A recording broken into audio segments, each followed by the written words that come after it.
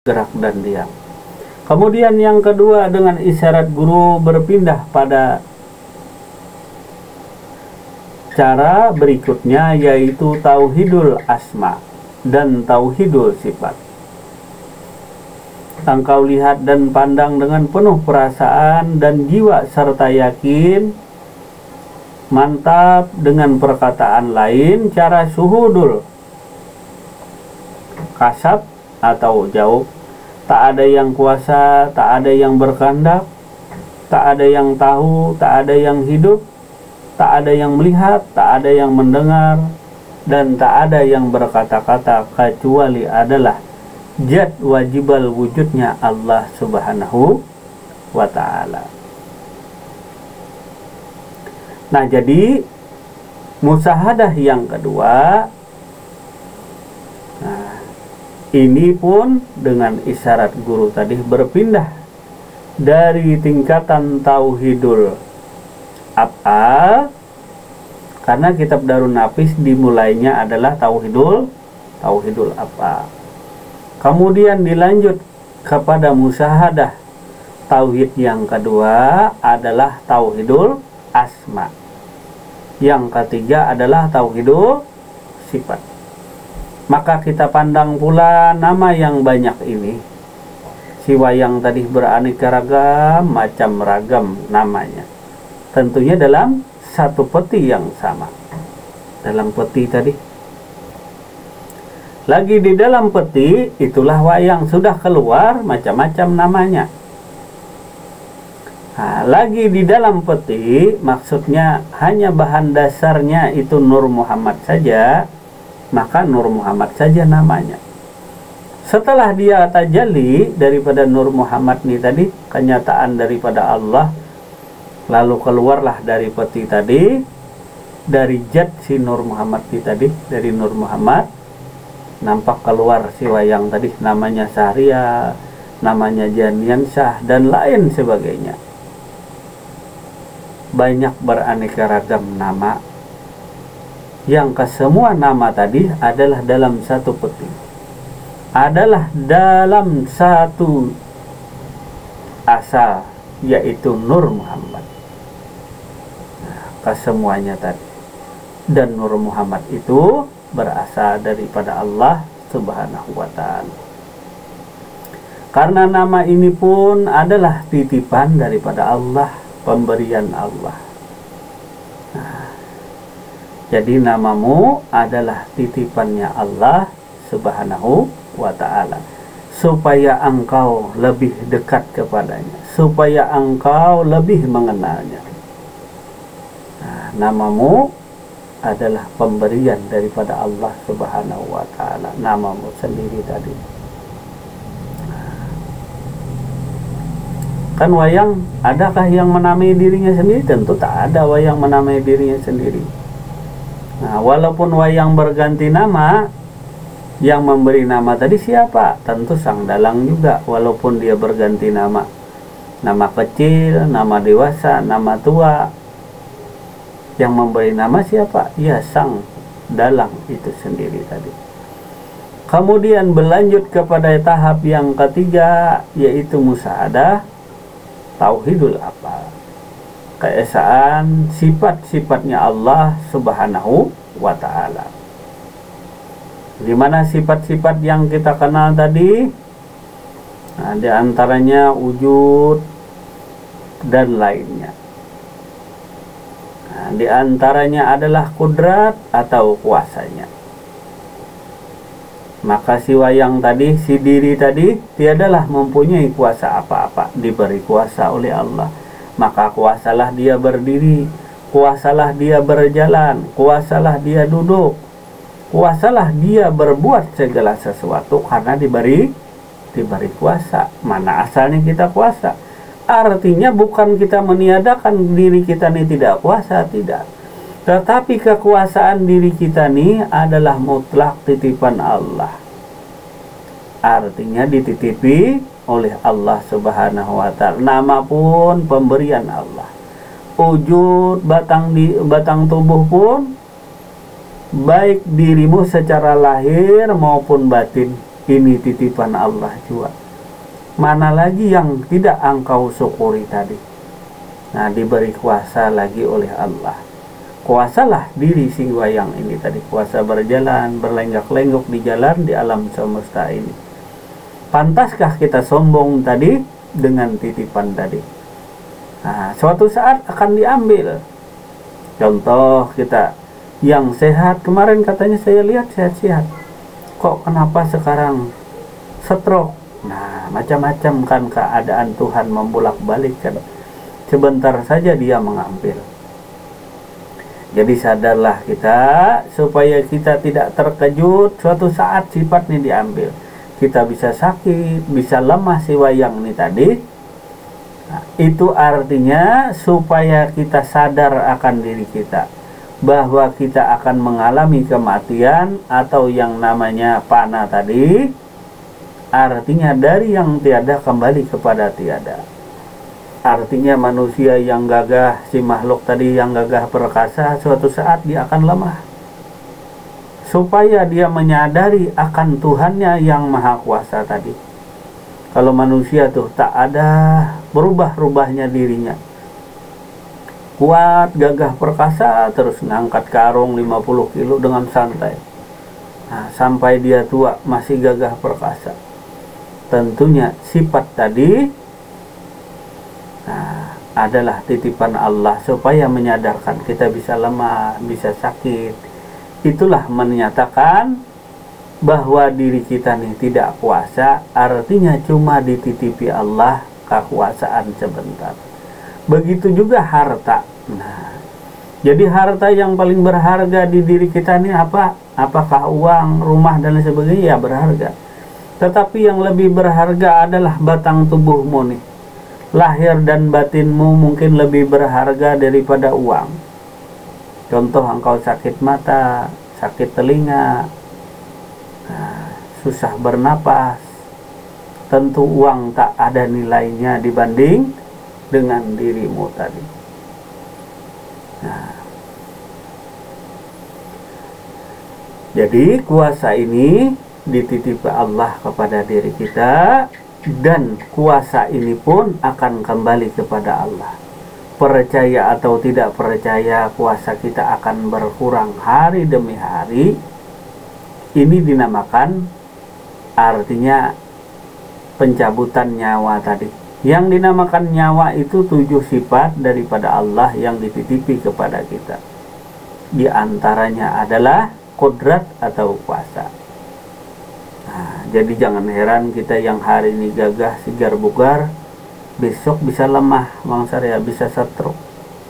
Supaya sadar diri, supaya jangan pernah sombong dengan Allah Subhanahu wa Ta'ala. Nah,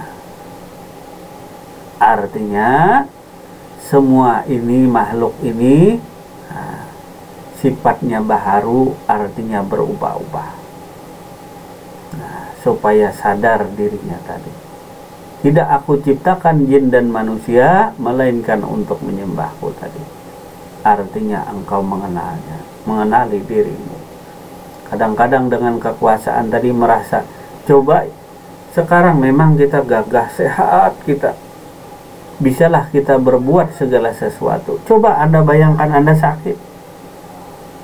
Apa yang bisa dilakukan lagi ketika sudah sakit, sudah stroke? Apa yang bisa kita lakukan lagi?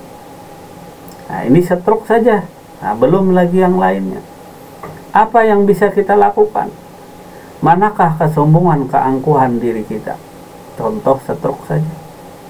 Hilanglah segala takabur kita, hilanglah segala kesombongan kita tadi.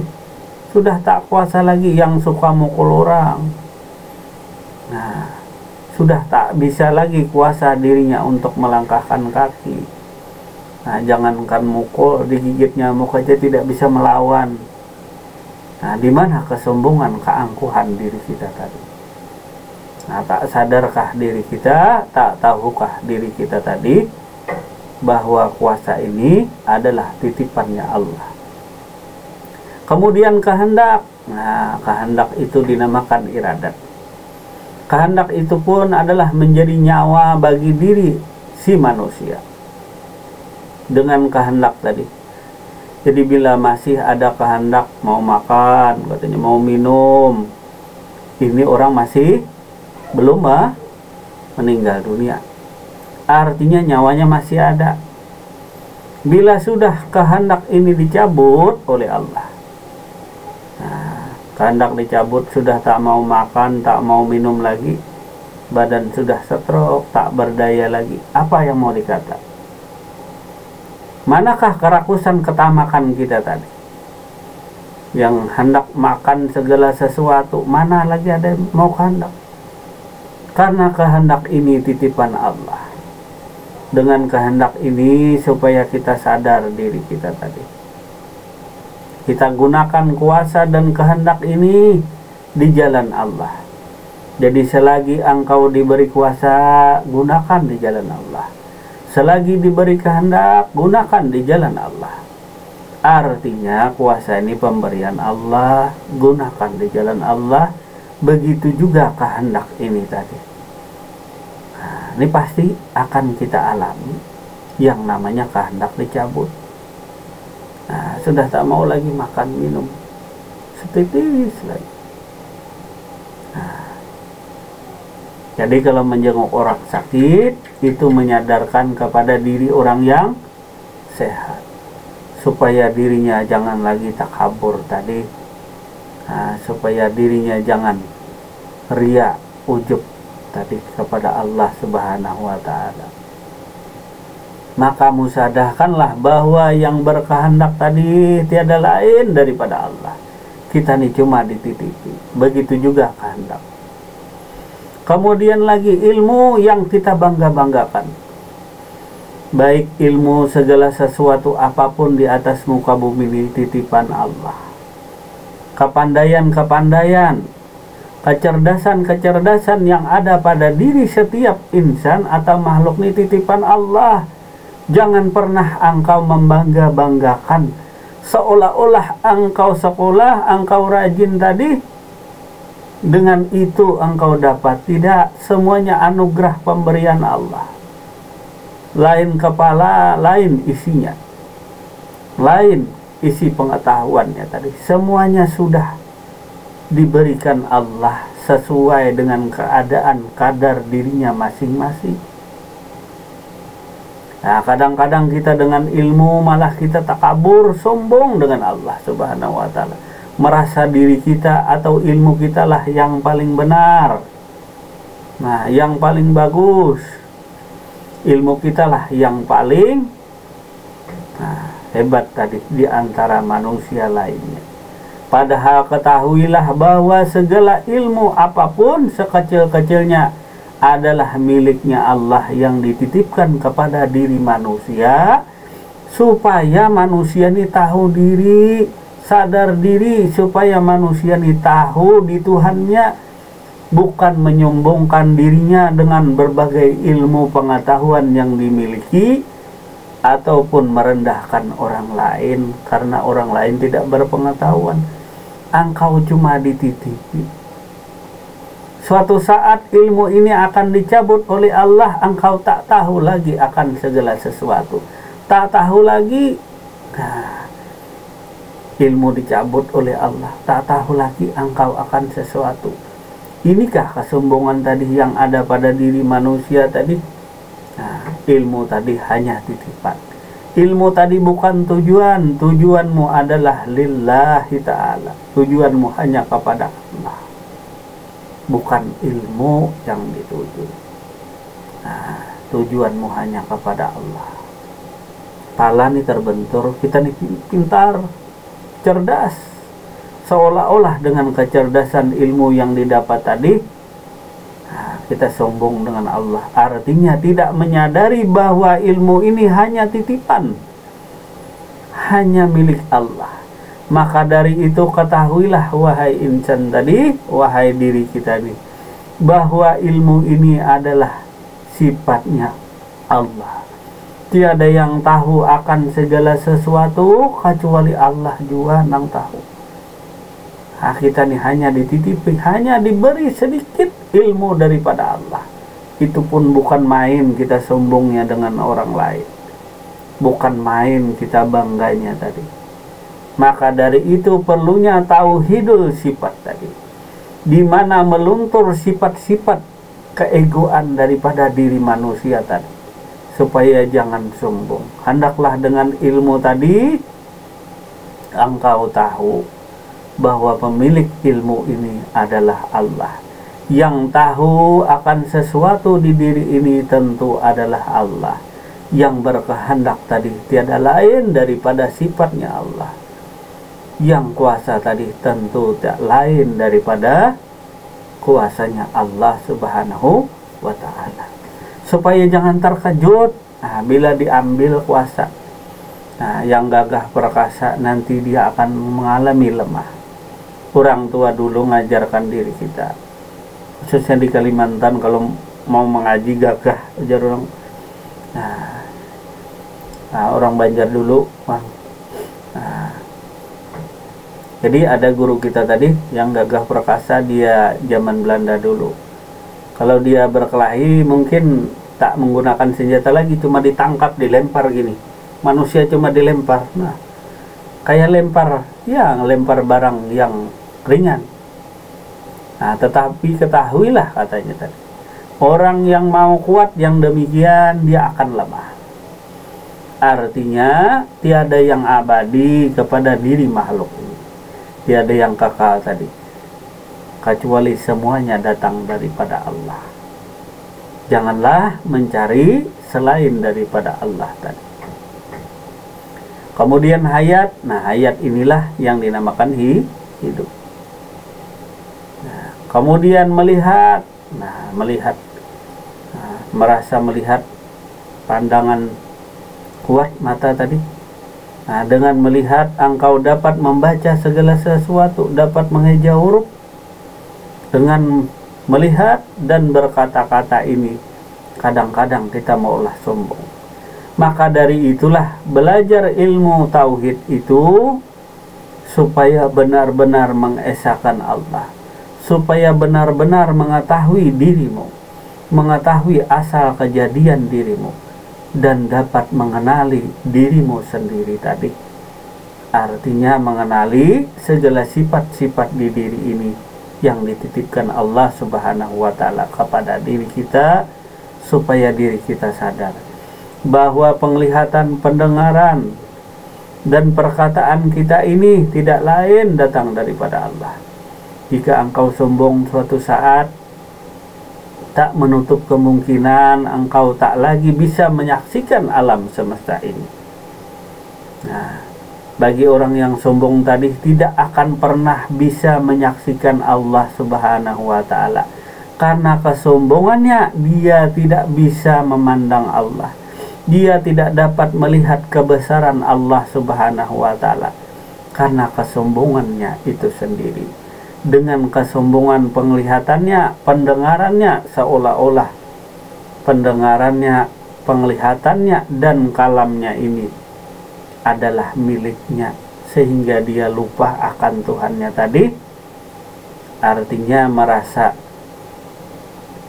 mendengar, merasa punya berkata-kata, merasa dirinya kuasa melihat. Suatu saat akan diambil nyawanya tadi. Jadi orang mati itu dicabut nyawa, kan begitu. Kulun nafsin jaikatul maut. Tiap-tiap yang bernyawa pasti akan mati. Yang dipadahkan nyawa, yang dinamakan nyawa tadi adalah kuasa, kedua berkehendak, ketiga ilmu, keempat hayat. Ilmu tadi tahu, hidup, melihat, mendengar, berkata-kata. Ini yang dinamakan nyawa.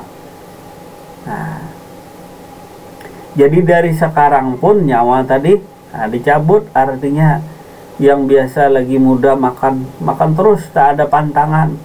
Kalau sudah umur naik 30-40 sudah milih-milih, ada asam lambung, ada asam urat, macam-macam berkuranglah tadi.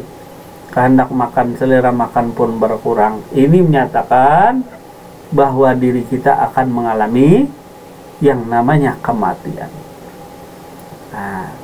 Jadi perlu disadari, baik mati hisi ataupun mati maknawi, bahwa segala sifat ini kita suhud dengan kasab dan jauh dengan perasaan tadi. Nah, masih ingat contohnya kemarin antara es batu dengan air. Nah, jadi es batu dengan air itu seluruhnya diri es batu berasal daripada air. Rasa yang ada pada diri es batu adalah mutlak rasa air. Nah, kalau bukan air berarti dia bukan berasal daripada air si es batu. Jadi si es batu ini mutlak berasal daripada sang air. Dan rasa yang ada pada dirinya tentu rasanya adalah rasa air. Bukan rasa gula, tapi rasa air. Nah, cara suhudnya tadi adalah dengan cara kasab dan jauki. Jauki itu dengan perasaan. Dirasakan seluruh batang tubuh ini rasanya adalah air semata-mata. Meresaplah air tadi seluruh batang tubuh, baik jahirnya maupun batinnya. Nah, lalu es batu lagi tadi dari wayang nih. Nah, langsung loncat ke es batu. Nah, seutuhnya dirinya tercipta daripada sang air. Dari ujung rambut sampai ujung kuku dipenuhi oleh air. Memang bukan es batu nih, ya es batu, bukan air. Nah, jadi jangan salah kaprah kita tadi. Es batu ialah es batu, air adalah air. Kalau segi bentuk dan rupa tentu berbeda antara es batu dengan air, jelas berbeda. Nah, jadi bentuk dan rupa jelas berbeda. Nah, disinilah perlunya adanya perasaan, adanya kasab memandang kepada suhud kepada dirinya. Dia lihat dirinya tadi, es batu dia pandang, baik gerak dan diamnya dari ujung rambut sampai ujung kukanya. Ujung kukunya dirinya, baik lahir maupun batinnya. Bulu, kulit, darah, daging, urat, otak, tulang, sumsumnya. Oh, ternyata diriku ini daripada air. Diriku ini adalah kumpulan atau titipan daripada segala sifat-sifat sang air yang ada pada diri. Wujud sang air. Dan segala sifat yang ada pada dirinya, seperti kuasa dan lainnya yang dia rasakan, itulah air seutuhnya di tubuhnya yang mengalir. Maka tak ada yang kuasa, tak ada yang berkehendak, tak ada yang tahu, tak ada yang hidup, tak ada yang melihat, tak ada yang mendengar, tak ada yang berkata-kata, kecuali hanyalah zat wajibal wujudnya itu sendiri tadi. Kemudian yang ketiga, selanjutnya Anda berpindah dari tingkatan tauhidul zat dengan suatu kepastian bahwa tiada yang mewujud ini kecuali Allah. Panakanlah segala awan ini. Akwan itu atau agir atau sangka-sangkaan diri kita serta dirimu sendiri tadi. Kita ulangi. Selanjutnya kita berpindah kepada tingkatan tauhidul zat, keesaan zat Allah Subhanahu wa taala dengan suatu kepastian bahwa tiada yang mewujud melainkan Allah Subhanahu wa taala. Panakan tadi. Pana itu laksana es batu, kemarin masih ingat, yang mencair menjadi air. Laksana diri yang terjun ke dalam air, tenggelam di air diri tadi.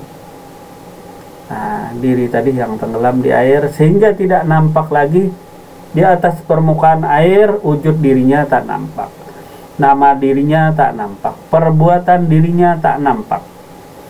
Nah, jadi yang namanya pana tadi, laksana engkau terjun di sungai. Tak ada lagi perbuatanmu. Kalau masih di atas air misalnya bergerak-gerak, itu belum pana. Yang pana ini artinya memang mutlak dirinya tak ada lagi.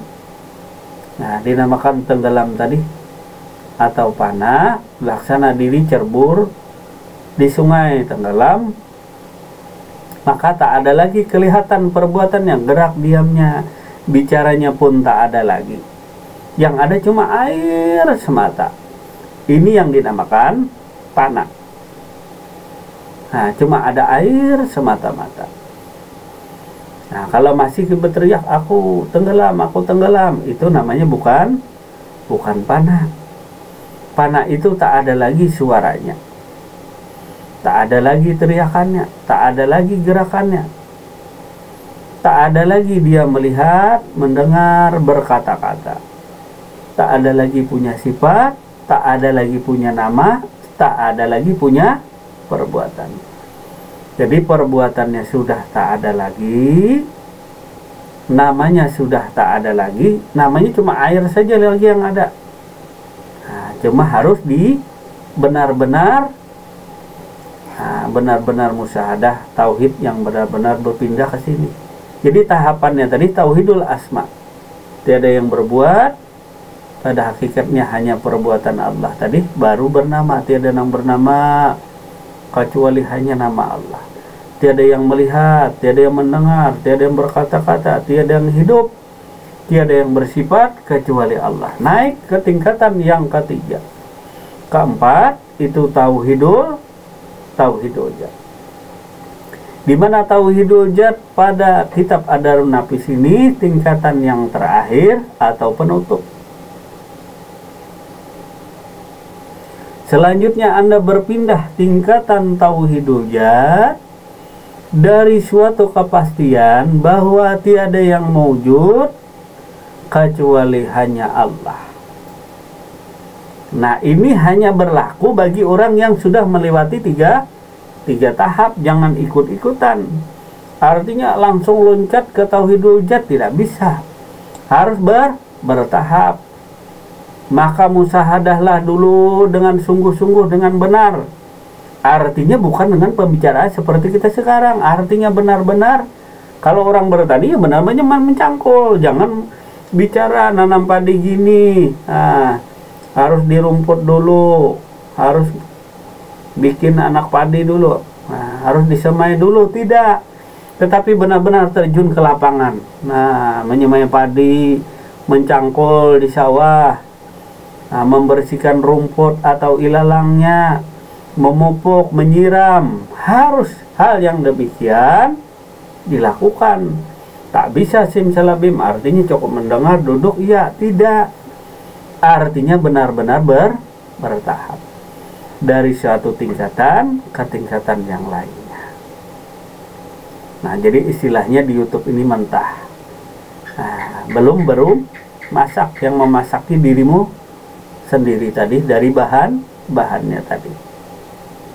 Nah, jangan langsung ditelan mentah-mentah tadi. Artinya dimasak dirimu tadi, peram dulu tadi sampai dia matang, benar-benar matang. Nah, setelah tiga tingkatan tadi, yang pertama adalah musyahadah tauhidul af'al, tauhidul asma, tauhidul sifat, kemudian berlanjut kepada tauhidul zat, di mana tidak ada yang mewujud melainkan hanyalah wujud Allah. Nah, dengan cara panahkan segala akuan ini serta dirimu sendiri. Jadi akuan di diri dipanahkan dan dirimu juga dipanahkan. Bukan hanya akuan saja, tetapi dirimu pun dipanahkan. Artinya kami cebur di sungai. Nah, lalu ini barang mentah kan cebur di sungai, pas mati kena. Ya kami jawab, nah ini bukan makna sebenarnya, artinya supaya jangan gagal paham. Ya memang panah juga itu, tapi langsung tak kembali lagi tadi. Nah, jadi Bang Sarya katanya terjun aja di sungai. Nah, jadi begini tadi, nah laksana diri tadi, nah terjunlah ke samudra yang luas tadi. Nah, mula-mula belum tenggelam tadi, masih ada tangan sedikit, saya bisa melambai. Nah, lalu dia akan melelap ke dalam. sehingga hilanglah tadi segala perbuatannya, hilanglah segala namanya,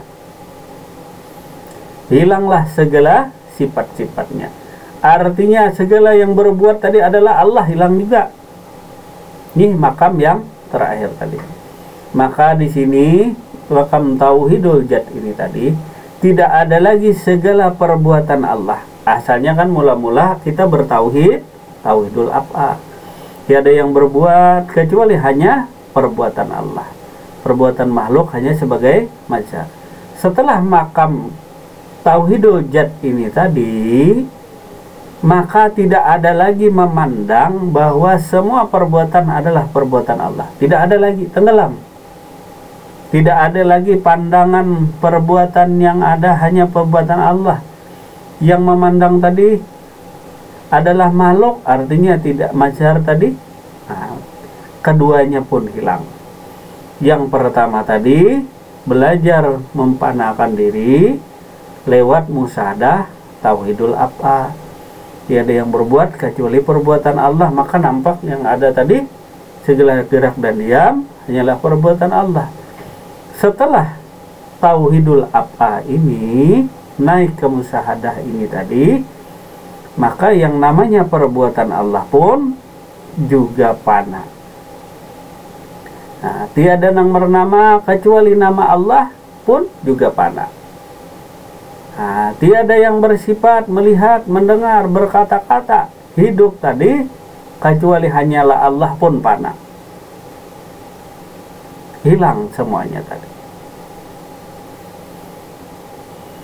Nah, ini tahap yang keempat. Anda tenggelamkan dirimu dalam kepanaan selanjutnya, Anda panakan pula segala kepanaan Anda itu. Yang dimaksudnya di sini bukan Anda yang mempanakan diri, tetapi yang mempanakan itu adalah Allah Subhanahu wa ta'ala. Hal inilah yang disebut panaul pana. Nah, setelah kita panakan segala zat daripada diri tadi tenggelam, sehingga zat Allah saja yang ada, sehingga zat ini pun menjadi tidak ada pengakuannya lagi. Artinya tiada yang wujud kecuali zat Allah, itu pun hilang. Nah, tak ada lagi tadi. Nah, jadi ini yang dinamakan panaul pana. Nah, jadi panaul pana semuanya bertahap tadi, dari tauhidul af'al naik ke tauhidul asma, naik lagi tingkatannya kepada tauhidul sifat, naik lagi makam atau tingkatannya kepada tauhidul zat. Tiada yang wujud melainkan hanya wujud Allah. Wujud Allah jalagir yang nampak. Nah, hilanglah si es batu tadi, yang ada air semata. Ini pun harus dipanahkan. Artinya tiada lagi akuan bahwa yang mempanahkan tadi, bahwa hanya Allah yang wujud pun hilang. Nah, kalau masih wujud, itu masih dalam kesyirikan. Kalau hilangkan tadi, tiada yang wujud selain wujud Allah pun hilang. Makanya ini tadi bertahap sifatnya. Nah, tidak bisa kita langsung sekaligus tadi. Nah, artinya pengakuan pana pun hilang. Tidak lagi diri kita yang mempanahkan diri kita, yang ada hanyalah zat wajibal wujud. Tidak demikian. Artinya zat wajibal wujud pun sudah tak ada lagi. Nah, tak ada lagi pengakuan akuan diri kita. Nah, yang ada akuan Allah pun lenyap, hilang. Tidak ada apa-apa lagi, dan tidak ada siapa lagi. Nah, Anda tenggelam dirimu dalam kepanaan selanjutnya, Anda panakan pula kepanaan itu dari Anda. Yang maksudnya bukan kita yang mempanahkan, tetapi yang mempanahkan itu adalah Allah Subhanahu wa ta'ala. Hal ini disebut dengan panaul pana. Nah, pana di dalam pana tadi. Nah, artinya tadi, aku adalah suatu perbendaharaan yang tersembunyi. Nah, karena aku hendak minta, karena tadi belum ada siapa-siapa dan ada apa-apa. Nah, apabila semua itu sudah mencapai hasil, Allah akan letakkan Anda pada suatu tingkatan yang namanya baqa billah, yang dengan itu Allah karuniakan kepada Anda karomah atau kemuliaan dan kegembiraan yang tiada tara dari hadrat Allah yang Maha Suci.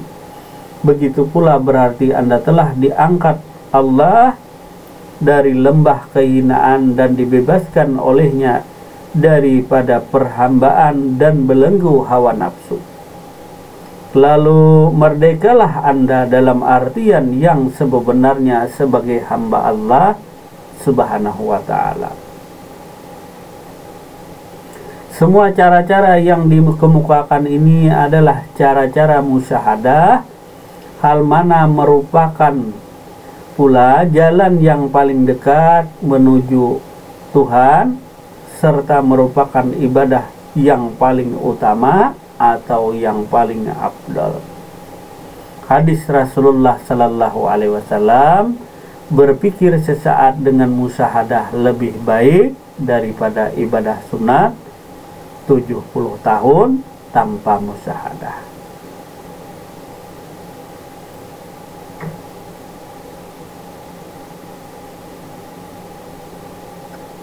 Nah, mungkin malam hari ini cukup sampai di sini dahulu. Ngajian kita insya Allah kita lanjutkan malam yang akan datang. Nah, marilah kita belajar musyahadah satu persatu dulu. Cuma kita tahu ilmu tanpa amal adalah sia-sia. Amal tanpa ilmu pun adalah sama. Kiranya cukup sampai di sini. Atas segala salah dan hilapnya mohon maaf yang sebesar-besarnya. Bila terdapat kata-kata yang kurang enak, kurang pantas didengar, mohon maaf yang sebesar-besarnya. Semoga menambah khasanah wawasan ilmu pengetahuan kita bersama. Kiranya cukup sampai di sini. Wabillahi taufiq wal hidayah. Assalamualaikum warahmatullahi wabarakatuh.